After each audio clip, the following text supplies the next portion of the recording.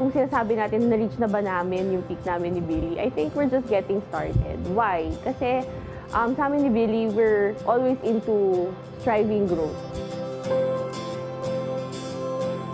Pinaka nakuha namin talaga sa USANA na importante yung time freedom, na makasama namin yung anak namin.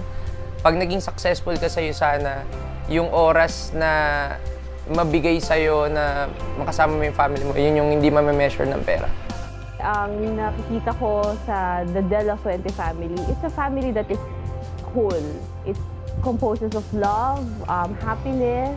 Kung paano ko palakihin yung family namin, usually parang ganun din sa extreme.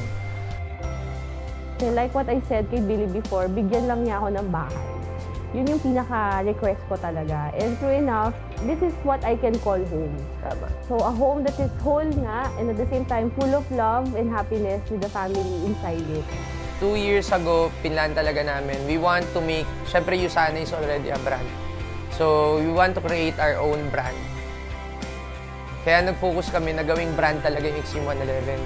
Sabi nga nila, maganda yung before you die, you need to leave a legacy, di ba?